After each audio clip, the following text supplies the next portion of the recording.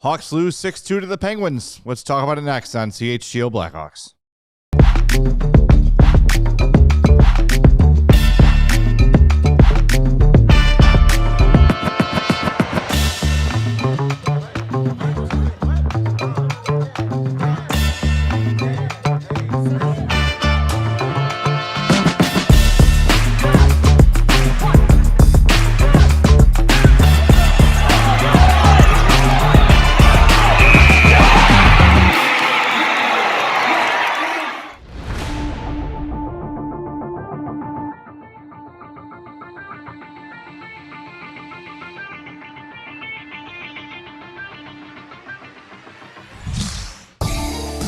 Welcome into the CHGO Blackhawks postgame podcast presented by Bet365. Download the Bet365 app. Use our code CHGO365 when you sign up. Bet everything against the Blackhawks. Whatever the moment, it's never ordinary at Bet365. Welcome in. Hawks lose in Pittsburgh 6-2 to the Penguins. This was bad start to finish. I said on Twitter, I usually take pride in being the voice of reason. And I left my voice of reason pants at home. Have at it. You didn't put anything because on. there is no turd to polish on this game. It was awful. It was awful. They had a fine start to the game, got out to a 1-0 lead, immediately gave up a goal less than 2 minutes later, and from then it was all Penguins. And Nick Foligno plays 2 shifts and goes down, and the Hawks fall apart. If Nick Foligno is this valuable to the Blackhawks, nothing against him, but that's a big problem. I mean, Nick Foligno doesn't play defense. No one does, apparently. I really am befuddled by this type of performance because we've talked about this season, like the Blackhawks not, they've been outplayed in games, but they haven't been categorically outworked. In many games, maybe the Buffalo game you hang up there. Yeah. But man, they were just outworked, out GAF'd. And it's as much the actual execution tonight as it is between the ears. And I feel like they gave up. So the 3-1 goal that goes in, and then 30 seconds later it was 4-1. Yeah, right. So they gave it the 3-1 goal, and that really, the way the game had been going at that point, the Penguins were pushing, and Hawks needed to try and find a way to respond. And you give up the 3-1 goal.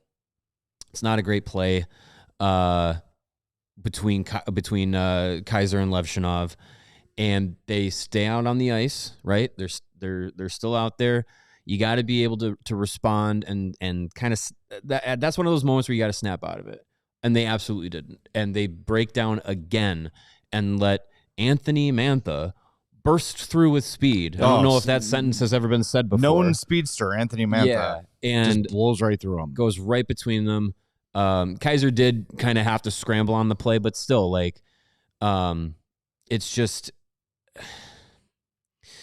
the theme of the night was the lack of urgency, the lack of execution, the lack of situational awareness, just a complete lacking effort across the board, which has been uncommon for this group. And it just makes it really disappointing, given the opportunity that they had in the last game against Minnesota too. Like, that one slipped away. This one slipped away way earlier in the game and way further away from them than the Minnesota game. So it's really disappointing.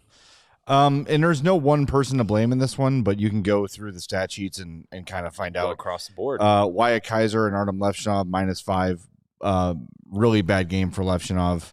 Like you mentioned, Kaiser's kind of wasn't great either, but I feel if you're going to blame one of those two on the pair, it was Levshunov tonight. Connor Bedard had 6 shot attempts in the first period, ended the game with 7. So really didn't do much at all in terms of shot attempts until he scored that goal. Mm-hmm. Great goal, 66, passes Eddie Olczyk for most goals for a Hawk before the age of 21, which is great.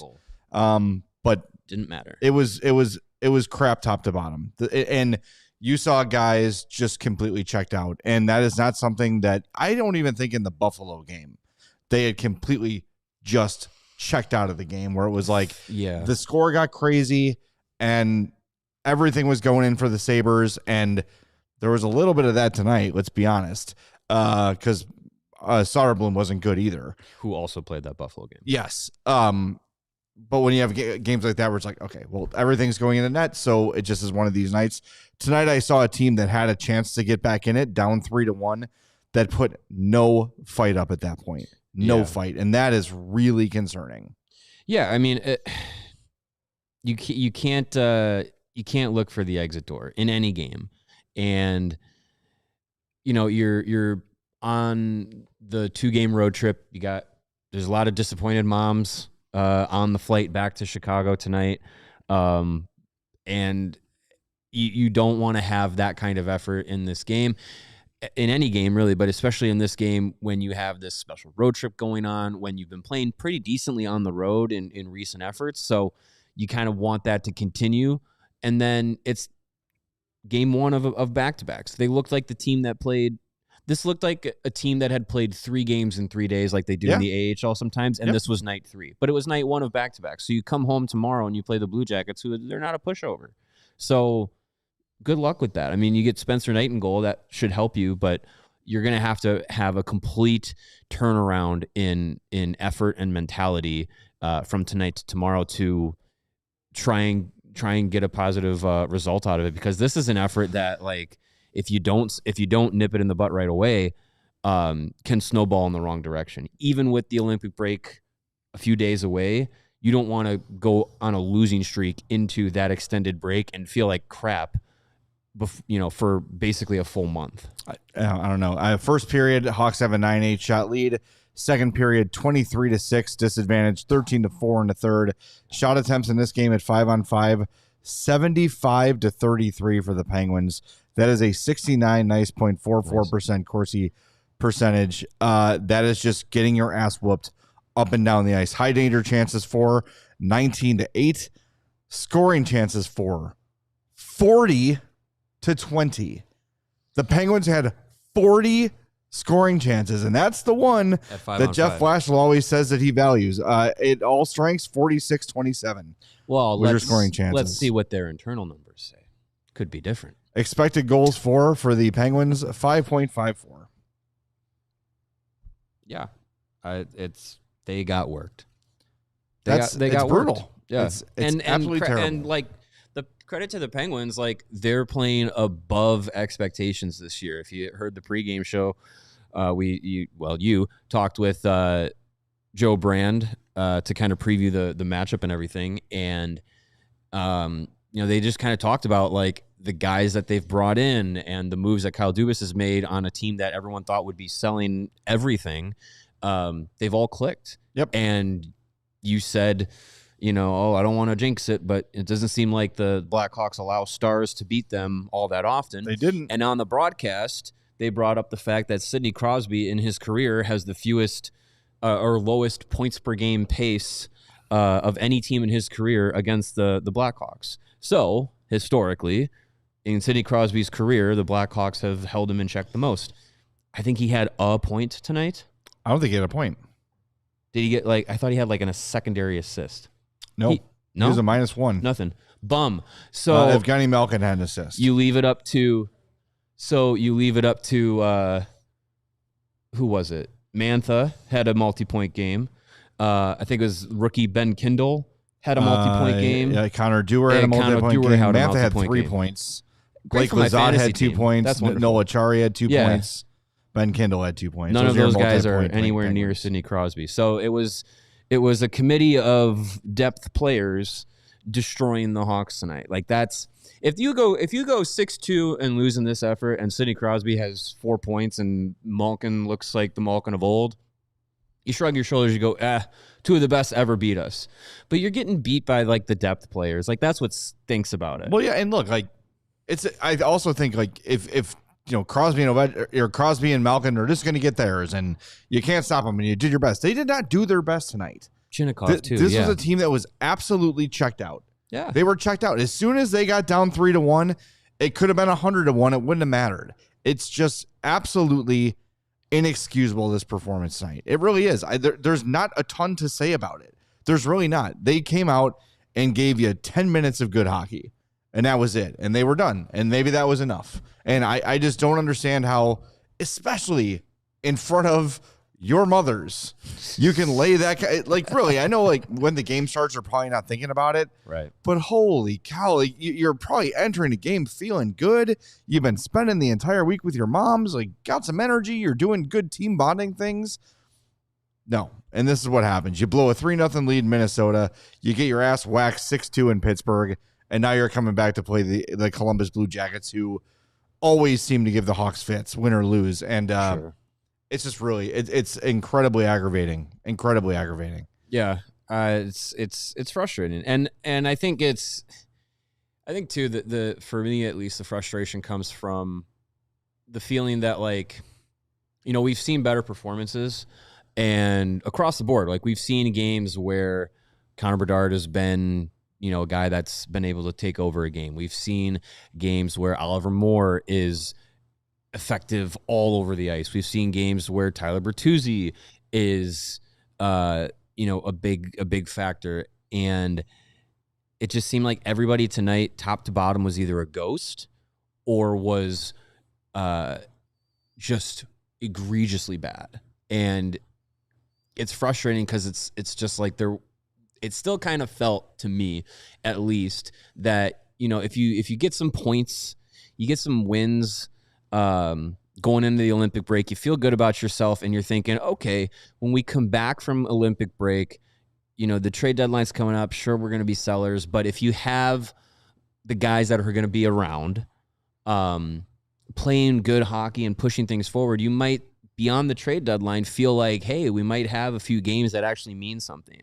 And I feel like every performance that we've had the last couple of days where they let a lead slip away or they get run tonight, it just makes that feeling kind of feel a little bit more empty. And that, you know, the quote unquote games that matter kind of thing. Not to say that they're going to be in a playoff push, but just to be like, hey, we're not mathematically out of it. And you're going up against teams that might be fighting for playoff spots. And you can, you know, try and make things even harder on those teams. And that's better experience for you as a team that's going to be mostly young guys by the end of the trade deadline. Sooner the better. To get that experience. I'm just look. I think that the Levshunov conversation too might be time for a reset for him and Rockford. You know, you're starting to see game after game after game of it getting worse, and what we have been talking about when he was playing better was, okay, you know, those flashes are there. You see him making good plays. You see him being a net positive in the game. He looks completely lost.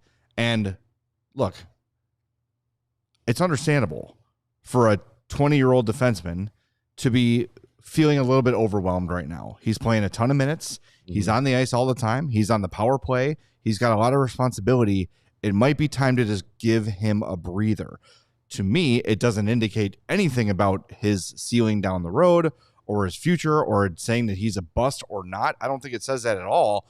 But I think to say, hey, this 20-year-old defenseman that's played more than he's ever played in his life is a little bit overwhelmed right now makes perfect sense. But they've got to be realistic. You've got to look at this thing and say, is the best thing, and this is for any young player, is the best thing for him right now to sit up here and get caved in and to be -5 and to be derided every night for performances? Like, is right now having Artyom Levshunov in the NHL serving his development best? I really don't think that that's the case. I cannot make that justification right now.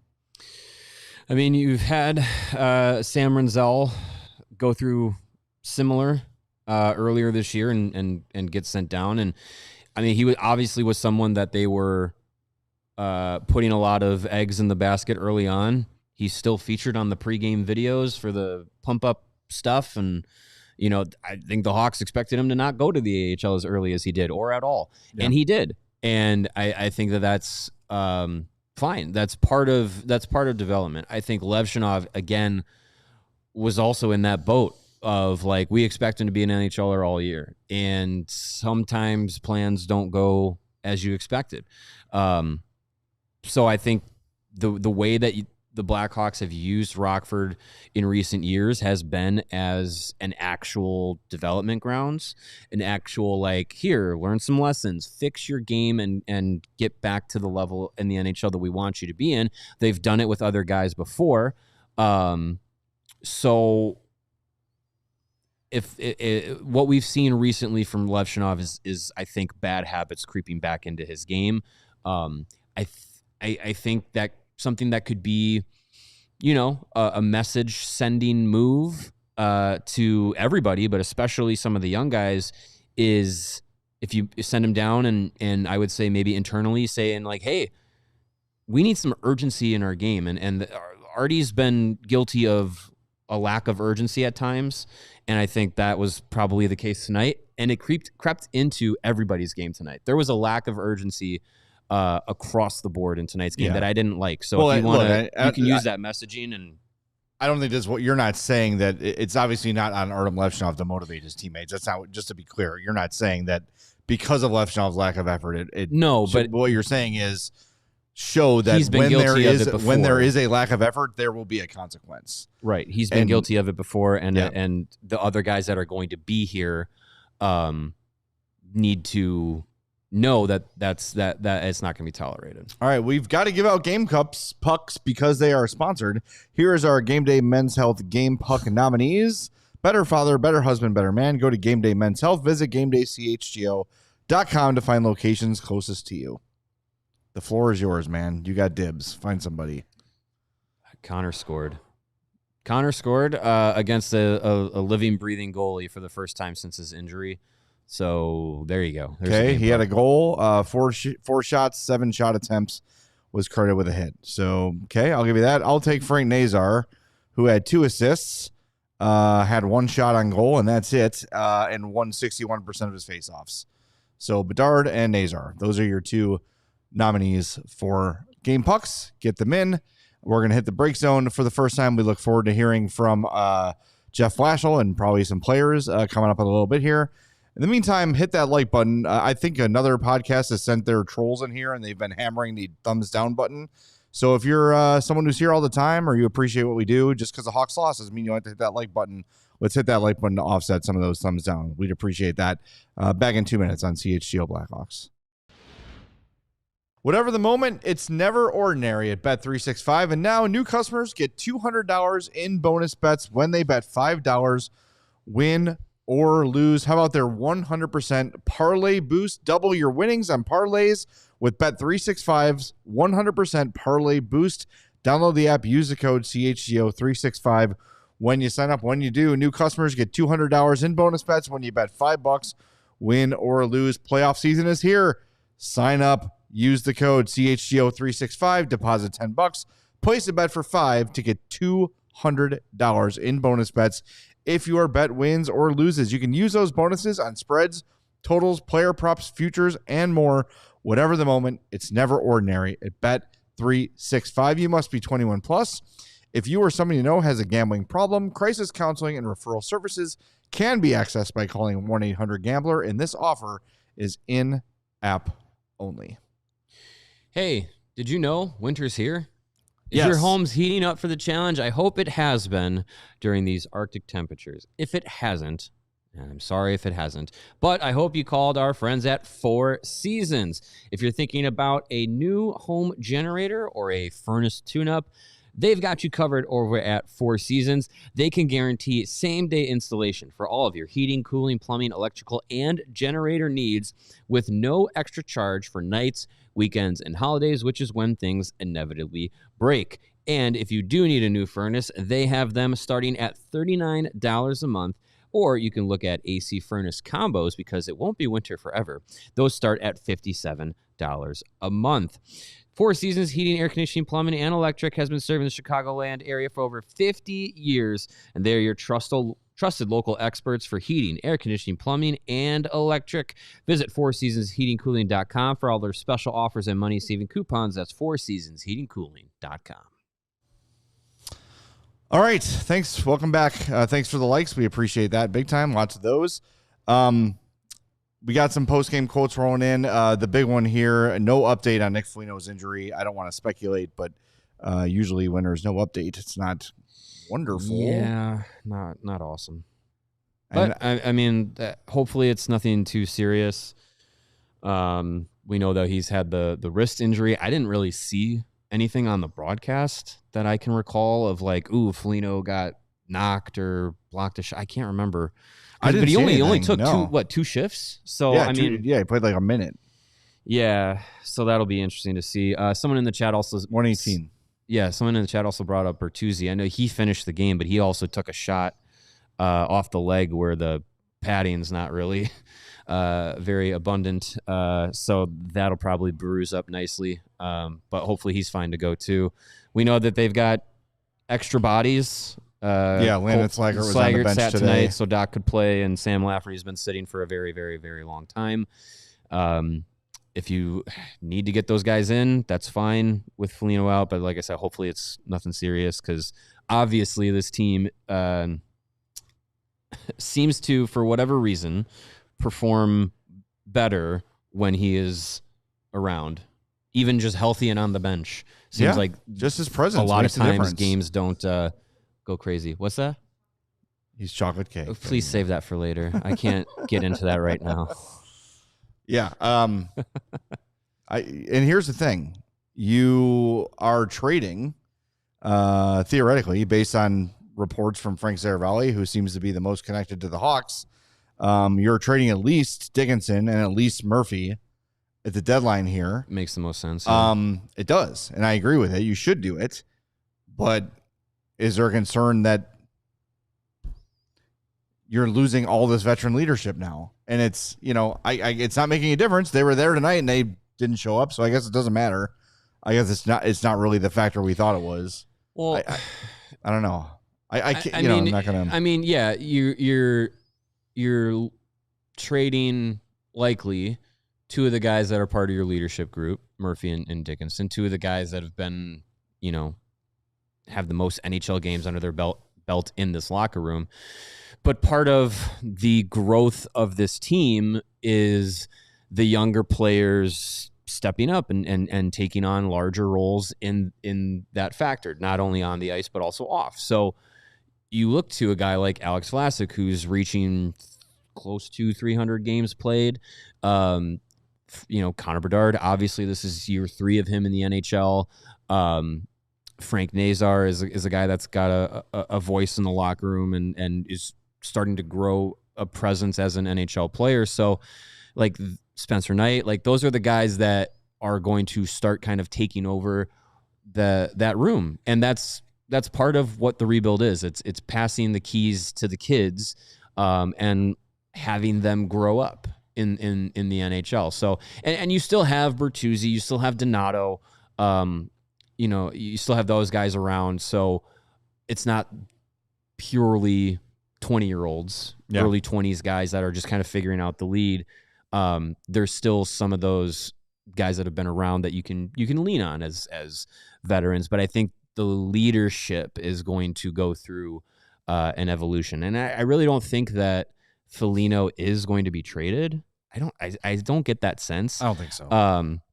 So you can still, in theory, have him around as the season ends when you expect guys like Frondel and potentially Boisvert and potentially Spellacy or Vanacker or whatever. It depends on how their seasons go. But you can still have a guy like Nick Foligno around when those guys get to the NHL and kind of be that probably on his way out the door, be the guy that's still like the team dad and the team older brother and kind of help that transition for some of those younger players. Well, some young players got to do it too. Somebody's got to. Yeah. Someone's got to be. Bedard. This is He wore the A. Yeah, Bedard is a guy that sooner rather than later is going to be a permanent fixture of leadership for this Blackhawks. And I'll say this too: like the room itself is young player dominated. They're the loudest, the loud ones. Yeah. They are the ones that are sort of commanding everything. They're, you know what I mean. The veterans are more, and I think this is more of a a personality thing from these guys. Like, of the veterans they have, Murphy will speak when spoken to. He's not sitting there sulking, but he's not like a loud, overbearing locker room presence, right? No. Foligno is the one who offers to talk, is sort of vocal, but when we're in there, it is almost only the kids you can hear. A lot of the kids are very loud. Burakovsky can be loud if you're asking him about, is a cabinet a door? Yes. But yeah, he can be. But again, like, I mean, that's kind of an indictment against him, because I'm naming veterans who are going to be here next year, and I didn't even think of Burakovsky. That's how much of a ghost he's been recently. Yeah, well, he's becoming Nikita Zaitsev for me. I forget that he's is. on this team. He was the second lowest rated player on a game where you got caved the F in. That's not good. Jason Dickinson was the lowest rated, 7 shot attempts for, 29 against. Burakovsky, 5 shot attempts for, 19 against. This is at 5-on-5. Going from worst to second to worst, third to worst, etc. Dickinson, Burakovsky, Moore, Mikheyev, Green, Murphy, Kaiser, Nazar, Bertuzzi, Grzelcyk, Teravainen, Levshunov, Vlasic, Crevier, Bedard, Donato, Doc Foligno. So Foligno in 118, 3 shot attempts for, 0 against. Who's the highest 100% Corsi. Yes. Oh, that's funny. Doc was an even 50. Donato was 48.28. Yeah. And then after that, Bedard is the next highest with 35.29. Crevier, Vlasic, Levshunov. There you go. Yeah, I think we're going to see that shift even more, especially after the trade deadline. Like, we're going to see this locker room and this team trend even younger, and it's going to be that learning curve for the off the ice stuff that the guys that have been here for a few seasons that are the young group. They're going to have to be the ones to kind of set the tone. Yes, and I want to see who that's going to emerge and be. Yeah. Because it's, who do you feel of the young players is 100% NHL from here on out? It's Bedard, it's Nazar, it's Vlasic. Mm-hmm. I think pretty much everybody, and probably Kaiser. Yeah. In terms of young guys who will not spend another moment in Rockford. I think everybody else. Yeah. That sounds right. I think Moore has a shot to go back. I'm not saying he should. I don't think it's out. No, of course not. But it's out of the question that a month from now or 2 months from now that he gets in a real bad slump and is feeling the pressure too. Right. And they give him a breather. Ryan Green, same thing. Even though I think he's been overall pretty damn good. Colton Dach is already on the outside looking in most nights. Levshunov we've talked about tonight. So those are your young guys that you see as part of the long-term future of this team. Mm-hmm. And I think Nazar, Bedard, Kaiser, and Vlasic are the 4 that you're saying, okay, we know these 4. We can check that box. Now, what level they'll all reach remains to be seen. Yeah. But by the way, I saw some conversation about Frank Nazar, and look, the goal scoring has not been there. We know that. But I'm looking back at the 2022 draft. He has 44 points. It's probably 46 now. I don't know if this has been updated. So if it is 46, only Pavel Mintyukov, who has played almost 80 more games than Nazar, he's got 4 more points in 80 more games. Marco Kasper has 63 points in 131 games. When we're getting into comparisons here, David Juracek has 44. I'm sorry, I'm looking at the wrong category. My bad. Nazar has 48 points. Mintyukov 61. Kasper 49. Cutter Gauthier 92. Shane Wright 69. Nice. Logan Cooley, probably the best player of that draft, I think, 132. And Jaroslawski has 152 points. So if you're comparing him to that class, when you're looking at points per games played, he's right up there towards the top. So I get the goal scoring thing is concerning, but like we always say, worry when the chances dry up. He didn't have many tonight, but over the last 3 or 4 games, you have seen the scoring chances there for him. Mm-hmm. So I'm not worried about Frank Nazar. I don't know what his ceiling is. I don't know if he's a second line center for the rest of his career, but I'm very confident that he will be a dependable NHL player for a really long time. Yeah, I'm not doubting that at all. And I think this season, you can kind of see some of the ups and downs that he's gone through in his play. He's had injury issues, not only the jaw, but also whatever was ailing him in his hip. Those are tough things for a young guy to go through. And, this is his first full NHL season. There's a lot of, grind of the year kind of stuff. Like, he's still young. He's just turned 22, I think. It's still like, it's not an overnight, snap your fingers like I just did and things all click. Like, it takes some time. And for a guy who's, never really been short on confidence, it can be hard sometimes to feel like, okay, I'm definitely going through some struggles. I'm not playing the way that I normally do. Then you kind of start looking like, is it something on the ice I can fix? Is it something off the ice I got to change? Do I got to change up my pregame meal? Do I got to, move my pregame nap time up an hour or whatever? Like, you start kind of like going through those kinds of thoughts and looking at, how you can try and change things up. And it's for a guy that a lot is on his shoulders to produce and be productive for this team. And he's going to be a guy that's going to play an important role. That can be challenging. So I don't doubt that he's going to have the talent to be able to pull himself out of it. It's just, he's got to find it. He's got to find that thing that's going to help him feel like he can kind of get past that block a little bit. And I'm sure scoring a goal is going to do wonders for him. Yeah, just to correct the stat, my eyes were playing tricks on me. I was looking at the penalty minutes category, which is right next to points. He's got 50 points in 94 games. So yeah, he's right here. 50 okay. 94. I mean, yeah, that's for where he's at right now and where you expect him to be. I think that's totally reasonable. And we saw with the extension that he got, I don't think no one was worried about that when that was signed and announced and everything. And I don't think anyone is actually worried that, oh no, is he not going to be able to live up to I think he absolutely will. It's just things take some time to play out. And nights like tonight, obviously, they stink. You hate that the 3 hours of your life was wasted on a game like that. Yes, they were. But it's one game out of 82, and the rebuild is not a 1 year plan. Like, it takes some time. It takes a lot of developing to go for these guys. You got to hit the break zone. Yes, break zone time. We will be back in 2 minutes. We're going to hear from Jeff Blashill. We're going to hear from Connor Murphy. Hit that like button for us. Talk to you in a bit.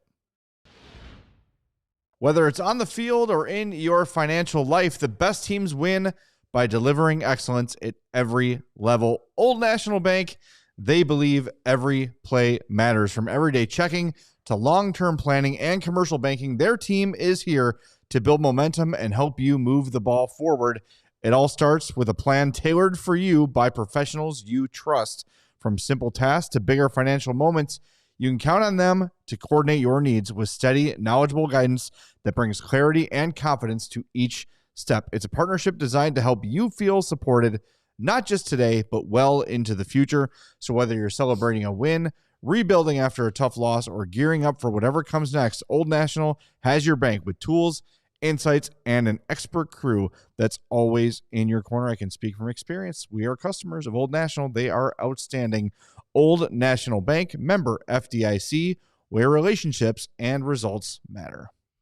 If you are looking for a spot to enjoy the biggest football game of the year, look no further than our friends over at Hooters. All January, they've been ringing in the new year with Dry January. If you're looking to be less saucy, Hooters, they've got your back with blackened dry rub wings, which pair perfectly with a non-alcoholic beer like Michelob Ultra Zero. And if you want a nice mocktail, they got the Red Bull Strawberry Smash made with Red Bull and strawberry syrup.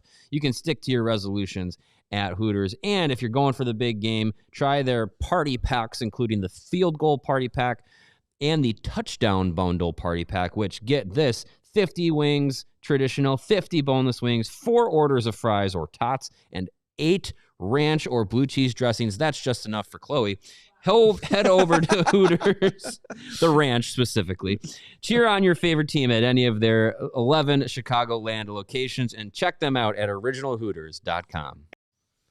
All right, we're back on CHGO Blackhawks. We have updated stats thanks to statmuse.com. Yeah, the Bulls guys are screaming. It's a day ending in Y. Okay. Yes, updated stats. Points per game, 2022 draft, where Frank Nazar was drafted. Lane Hudson first, 0.89 points per game. Logan Cooley second, 0.71. Cutter Gauthier, 0.68. Uri Slafkovsky, 0.61. And Frank Nazar, 0.53. So he is fifth on that list. He is the only player on that list to play under 100 games. The next closest is Gauthier with 135 NHL games played. Which is why we wanted him at pick number 7 originally. Yes. So Frank is right where you would want him to be and probably a little bit above. Yeah. Because he is 9 spots higher than his draft slot. Yeah, so. and some of those guys, it was directly into the NHL. And, I mean, look, like a guy like Slafkovsky was not day one game breaker for it took him a while for Montreal. Took him some time, took him some development. And Shane Wright. Shane Wright is still developing. Right. Logan Cooley he took some time as well. Like it wasn't. I think the only guy that I think stepped on the NHL ice and was like, wow, was Lane Hudson. Yeah. But he's small. He can't be good. He's too small to be good in the NHL. He can't possibly be good, from what other people have said. But yeah, I mean, it's the patience is running thin. Obviously, you can see from Hawks fans in our chat, Hawks fans online, Hawks fans when you talk to them at games and in the atriums and all that. Like you saw Ben Pope today put out a unofficial, informal poll about the rebuild. How do you think the rebuild is going 3-4 years into it? Is it going right on pace? Is it going too fast? Is it going too slow? Too fast. And too fast got more votes than I thought it would get. What does that mean? Yeah, that's what I was wondering. I said too quickly.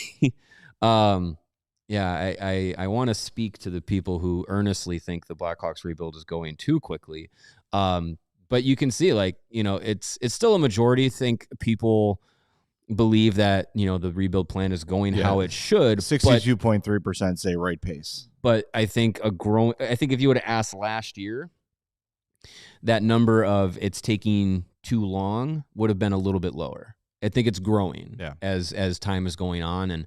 And you can't say like, oh, it's a, be patient. It's a 10-year process. One, that's not really true. But two, like no one's going to sign up for that. And I think Kyle Davidson has gone into this with a multi-year plan. It wasn't going to be fixed overnight just by drafting Connor Bedard. It was going to take time, and this is the time that it has taken. And I think if by next year, you're going to have still a very young core of players, and you're still going to have growing pains from that young core of players. I think the hope and the thought is that more of the young players that you have are going to be guys that are out of the growing pain process. You hope. Obviously, we're not there yet with Artyom Levshunov. Still not there with Frank Nazar.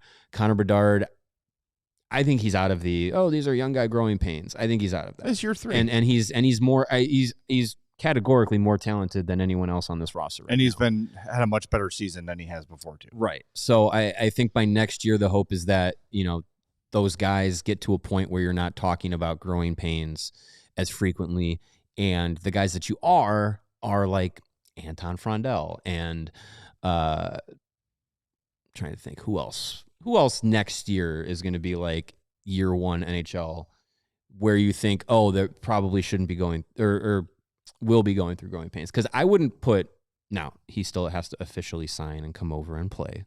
I would not expect that from Roman Kanserov, who's played, I think, 4 seasons in the KHL now. I mean, there'll be an adjustment to the lifestyle. There'll be an adjustment, but I think once you get to playing hockey, I hope we're not worried about how his game translates, because from everything we've seen and heard out of him out of Russia, like he should be plug and play going to the NHL. You would think so. You'd hope. And I think, Frondell will be a guy who comes in and is good right away, and that he won't be obviously maximized.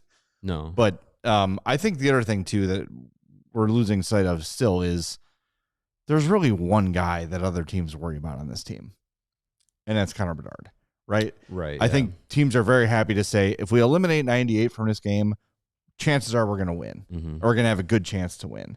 So as these guys not only develop, when you're talking about Moore, you're talking about Lardis, Nazar, when you start adding Frondell and you start adding Kancherov, guys that have shown, hey, big stage, Kancherov is lighting up a league full of men. Frondell's doing really well in Sweden.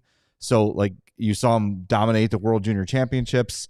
So all the things you want to see lead you to believe that those are going to be guys, even if they're not superstar, Hall of Fame, number retired Blackhawks, they're going to be guys that make a difference and guys you have to worry about. So it's coming. I had this conversation yesterday on the Score. It's like this all kind of happened backwards, where Taves and Kane arrived after Keith and Seabrook and all those, and Bufflin and Brouwer and all those guys had been developing with no one watching them, because the Hawks were a complete, they weren't even on TV, so you couldn't if you wanted to. Right. And a lot of it happened in Rockford. So then as those, and Norfolk, as these complementary pieces, and Keith and Seabrook, those are not complementary pieces for the record, but as the complementary pieces were developing, then they added the two final pieces in the same year. Boom, boom. They come in and they're off to the races right away. Right.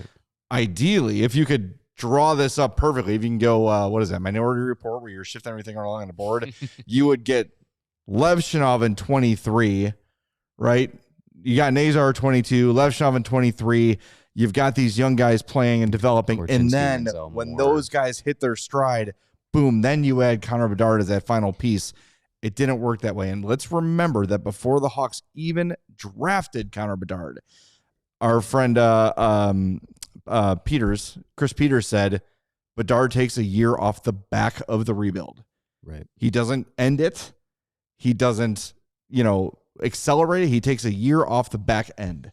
Yeah. So it's just, look, rebuilds are hard and they suck. And there's nights like this where you want to put your head through the TV screen. I totally get it. But I just think, I guess my Voice of Reason pants have arrived, overnight shipping.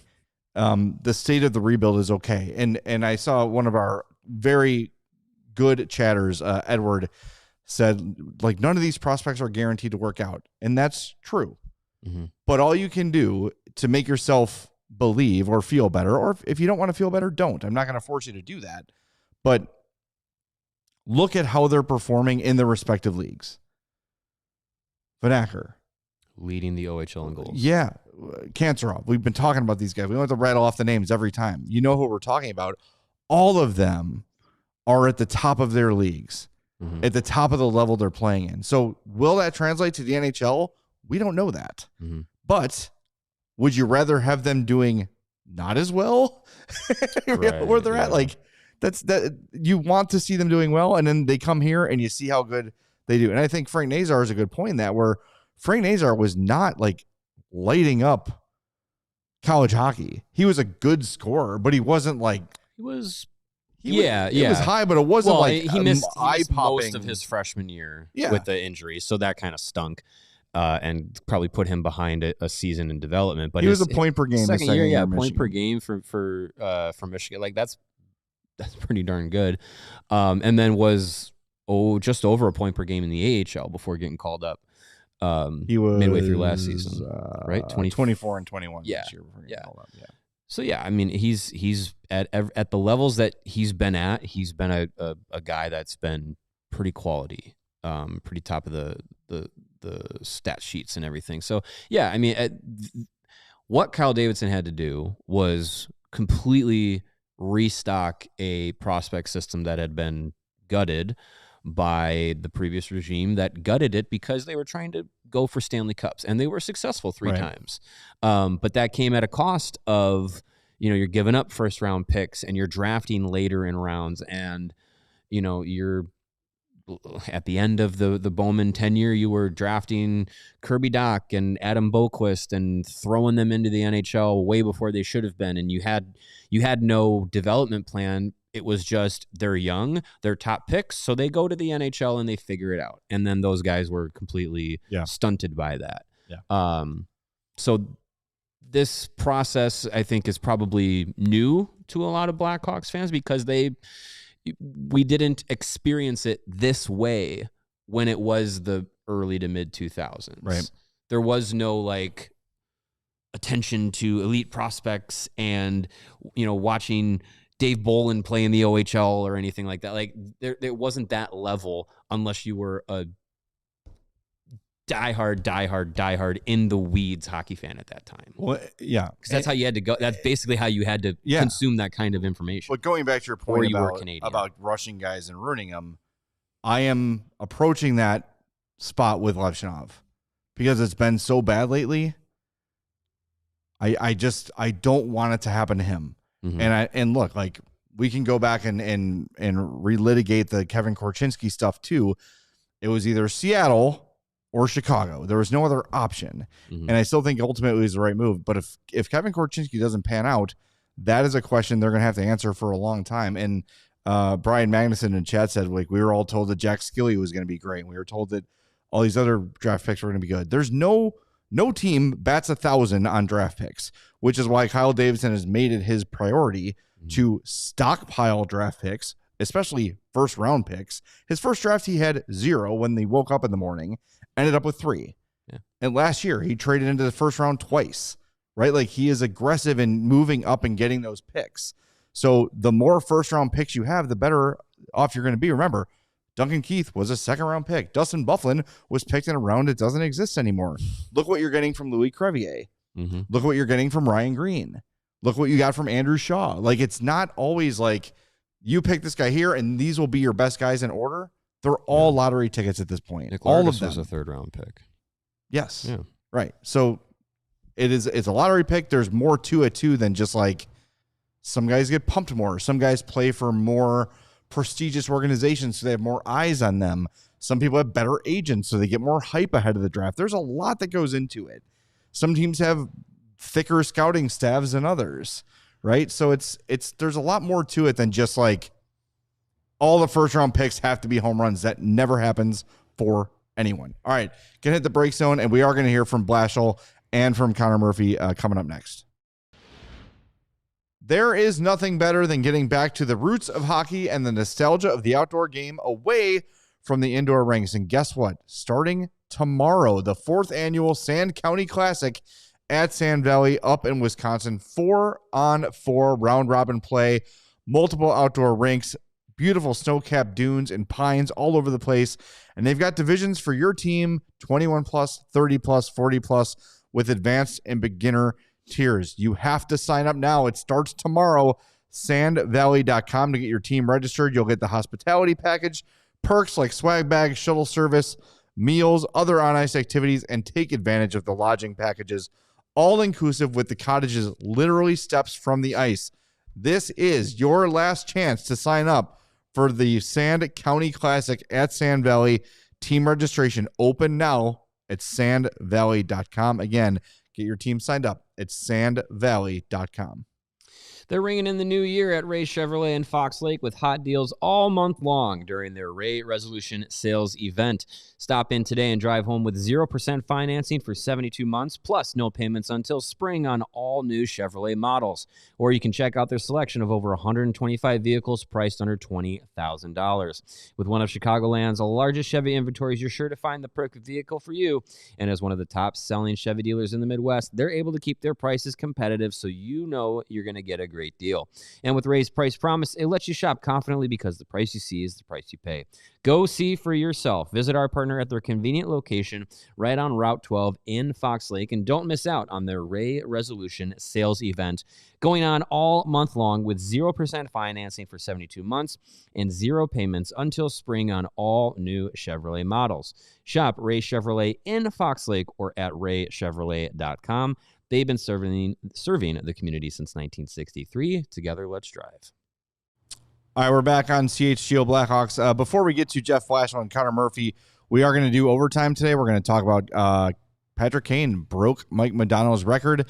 He is now the all-time leading U.S.-born scorer, so we got to throw Blackhawks legend his flowers, of course. So after we hear from Blash and Murph and we do our game pucks, we'll talk about Connor Bedard. So here is Jeff Blashill, oddly lit, courtesy of the interrogated. Blackhawks. Yes.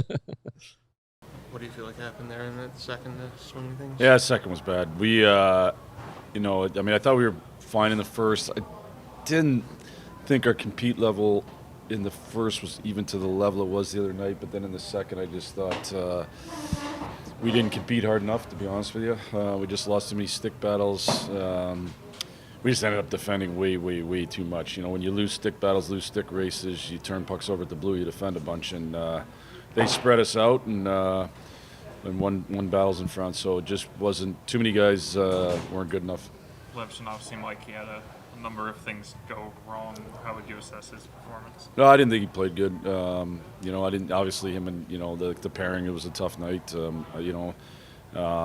so he's got to rebound and play better than that. That's part of the kind of roller coaster that we expected to see for young defensemen, and sometimes it's a hard position in this league, and he's kind of trial by fire, and he's just going to have to continue to learn through these experiences. And I think he's played lots of good hockey, and tonight wasn't as good. Is that something you talked to him about during the game, or do you wait till after? That's probably more after. There's moments we teach all through the game, so it just depends on which part of it you're talking about. But we'll chat tomorrow. Do you think the team's confidence overall has taken a hit recently? Yeah, I don't think I would say kind of. I think there's a number of individuals that aren't feeling it right now, and so that hurts your team's confidence because the individual makeup of your players aren't as confident. So we got to get some swagger back, but the only way to get that back is to earn it. And that's the one thing we got to understand. You can't feel sorry for yourselves. You got to go out there and earn. That kind of swagger back, and you starts by earning it individually as a guy, and then kind of building that from the team perspective. I know your hands are tied a little bit with six defensemen, and early in the season you would sit someone just to give them a chance. Is something you and Kyle discussed, just what's best developmentally for some of these guys right now, and Levshunov just maybe resetting in some way? Yeah, we'll continue to evaluate as we keep going. Again, he's played some good games. I thought the last game was good, so we understood there was going to be a bit of a roller coaster with this younger D-core, and and tonight was there's certainly moments of the low end of that roller coaster, but again, we're kind of learning through going through it and trial by fire a little bit, and we'll continue to evaluate to determine what's the best decision for that. What do you see from Connor Bedard? I thought he was very good. I thought he had another night where he was really, really good, to be honest with you. And, good for him to get rewarded at the end, even though, it was late in the game. I still think it was good for him to get rewarded because he's had tons of chances. And, when guys are playing good, you want them to get rewarded at some point. And I think he stayed with it. He hasn't cheated for offense, even though it hasn't come as much as he'd like. And I thought he was probably excellent. Do you have an update on Foligno? I didn't finish the game. Look at it tomorrow. I'm not saying he will not play tomorrow, but we're just unknown whether he'll play tomorrow. All right, that is Jeff Blashill, courtesy of the Blackhawks. Mentioned the roller coaster with Levshunov. That's a term that we've used a lot this year, and that's we're definitely seeing it. I'm a little well, I guess I'm not surprised. I thought maybe he'd be a little more harsh. But he really hasn't done that this year. He's been pretty level-headed post games, and when we think, oh man, tonight he's really going to go off, and it really hasn't happened. We've seen him do it at practice. We've seen him go off. We've seen him stop things and sternly yell at the team, and maybe that's what he saves it for, video sessions and practices. Yeah. But I don't know. It's gonna be interesting. And the Foligno thing didn't sound so bad in the audio as it did on text. If he said, "I'm not saying he's not playing tomorrow," doesn't make it sound like it's anything long term. So I don't know. I don't want to speculate. We'll see what happens. All right, why don't we go hear from Connor Murphy before we move on to game pucks and our Patrick Kane talk. What you see in the second there? In the second period? Yeah. We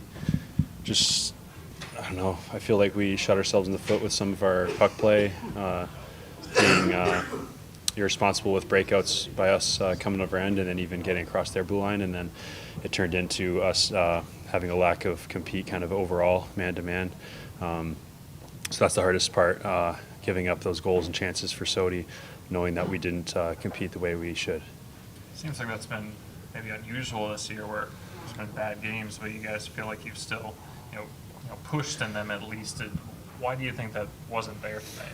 I'm not sure. I don't know an exact answer to that. I think sometimes on the road it's a little harder when the momentum's going against you to push back, but that's the test that we have to overcome is do it at home enough where we have some bad momentum, bad plays, and then we're able to shift it back. And today we didn't do that. So maybe take it either as a lesson or just as a wake-up call for each guy on our team to know that can't happen. And these games are so important that we can't just crumble and give ourselves no chance as the game goes on later.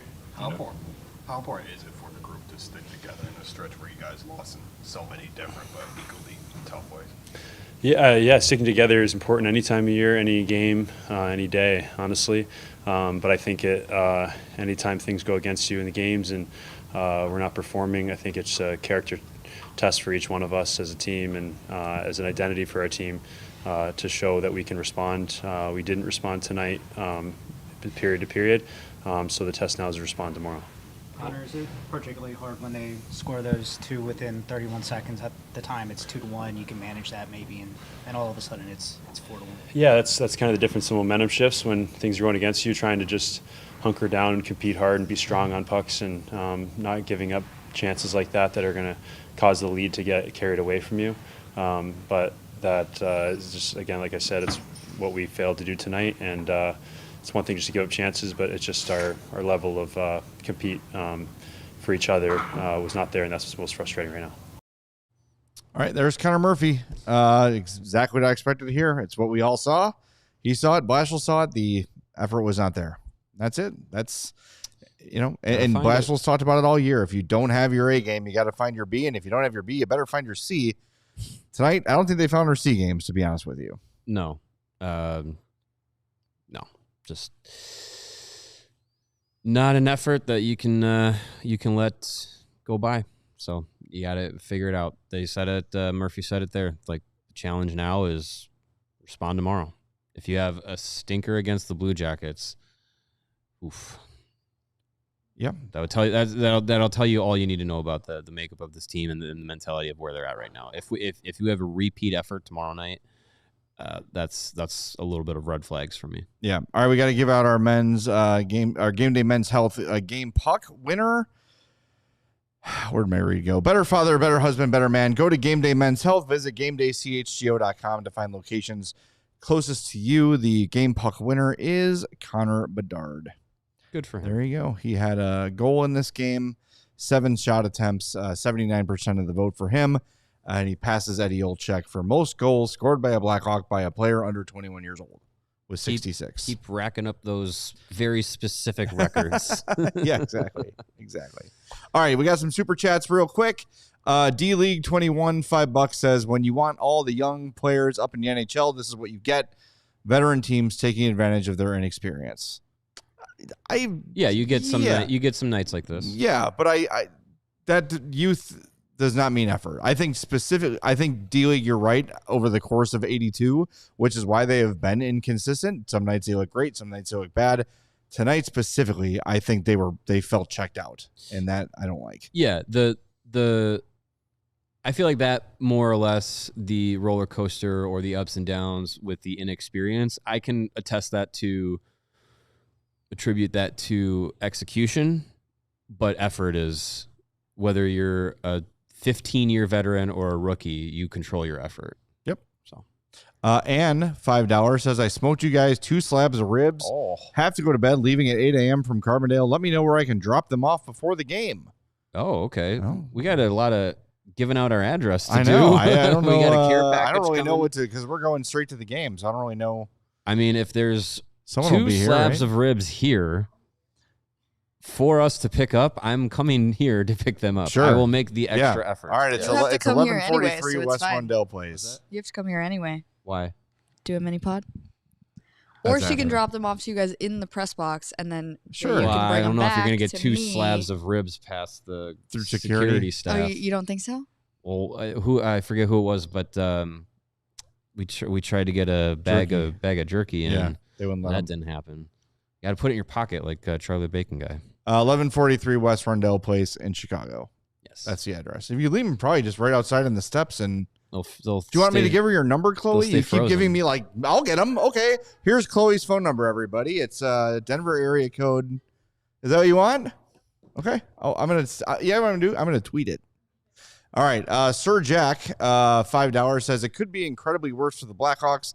Just take a look at Vancouver. Having a plan does a wonder for a rebuild, good or bad. That's kind of what we've been trying to communicate to people. There's a lot of people saying they've got to just sign people, bring in like you can't shortcut it. Do I want to see Kyle Davidson be a little more aggressive and bringing in players that are difference makers?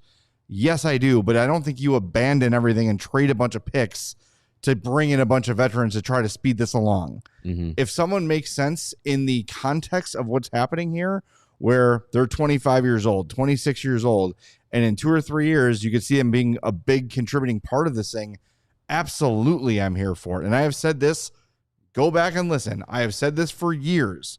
Kyle Davidson still needs to check the box of landing a meaningful free agent.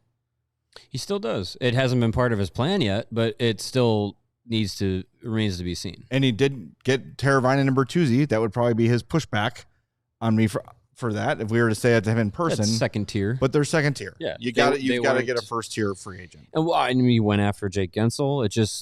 It didn't work. Right. So he tried. But yeah, I think I think it's with Davidson, it's timing, and we're in overtime, by the way. Yes, we are. So if you're watching on the Fast channels, I think we're already gone. But Yeah. if you Bye. ever are, and the show just ends for you without notice, go to allchgo.com and you can finish up watching the rest of it. But yeah, I was just gonna say, like with Davidson, what we've come to know as with him as GM is he is a guy that is really keen on the timing of everything. And that's why, you know, the big free agents every year, the big trade deadline acquisitions every year have come and gone, and they haven't landed with the Blackhawks. And I think it's because Kyle Davidson is understanding of the rebuild and the timeline and the plan that he has put in place himself. And it just, for him, isn't the time to do it. So go sign so-and-so, go sign, all these guys, go get Marner, go, all these players that we've talked about over the last few years, people talking about it recently, talking about it tonight in our chat, go get Panarin.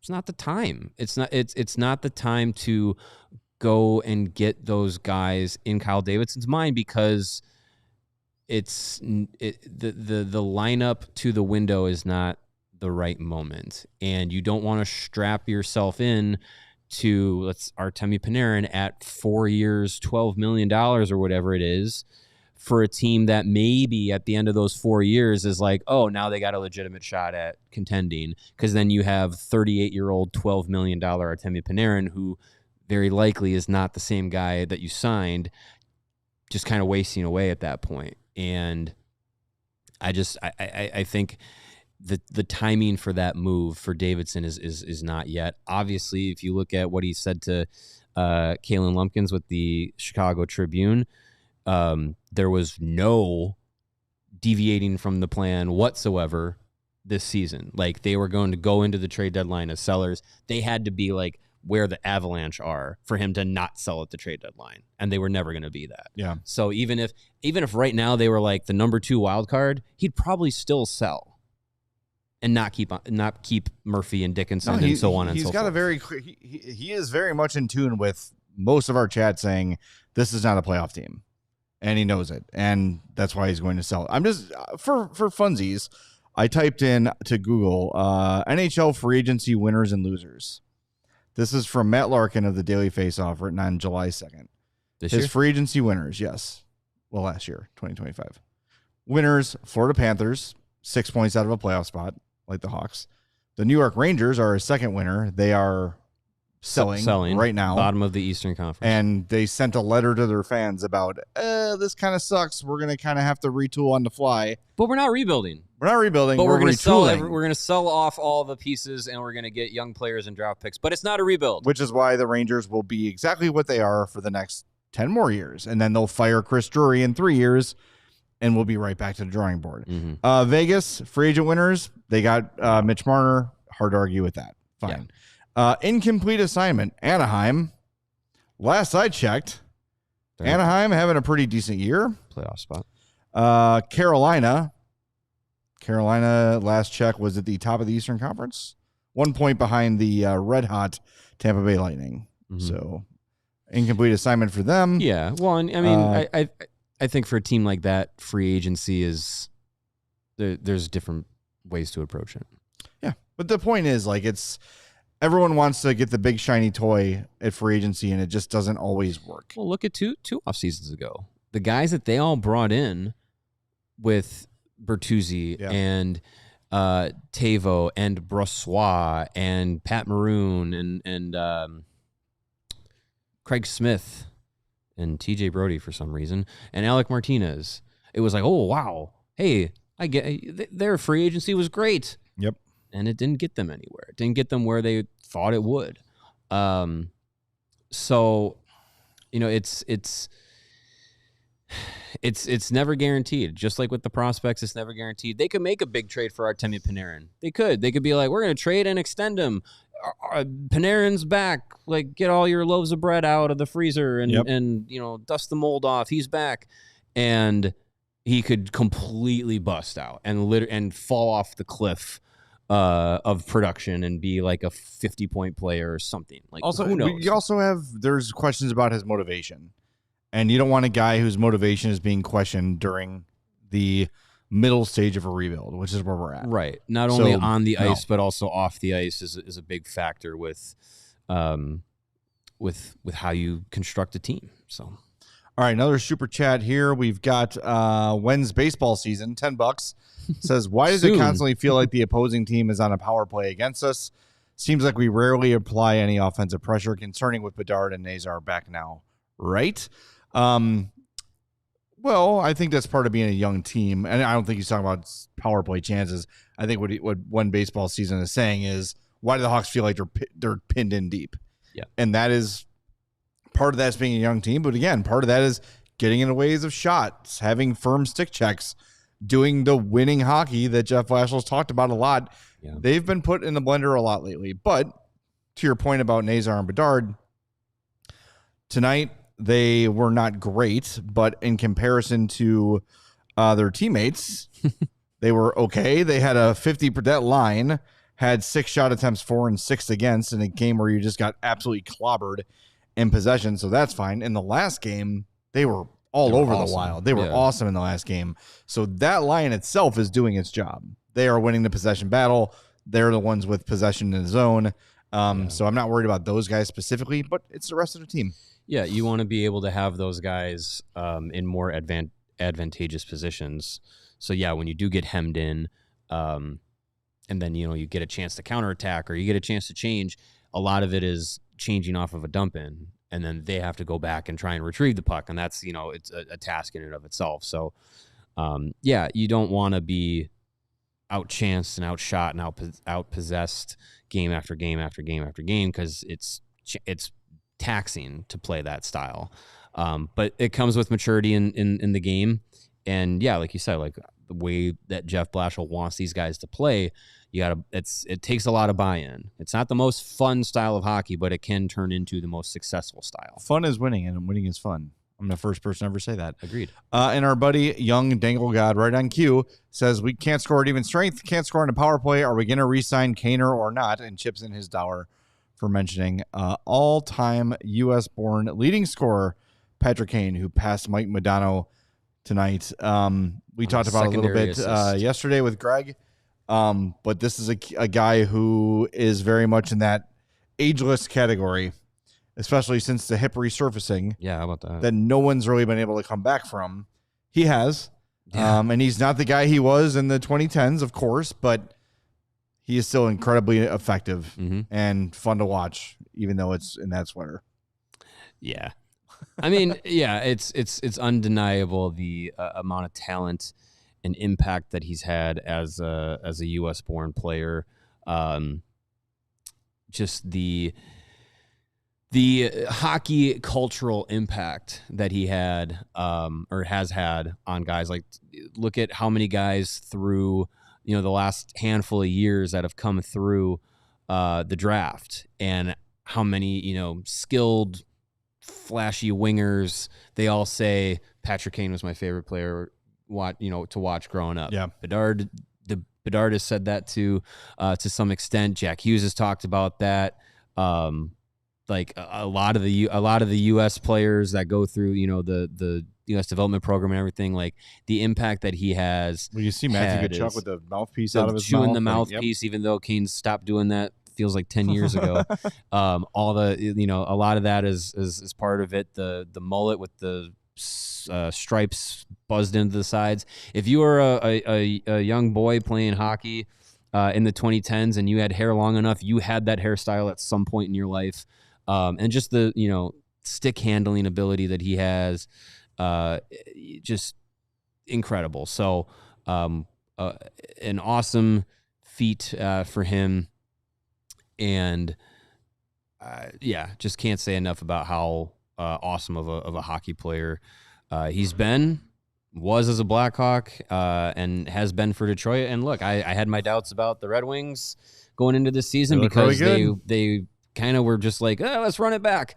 But they've been pretty good this season. So it's going to stink to see Second in the Atlantic. It's going to stink to see them get into the playoffs, but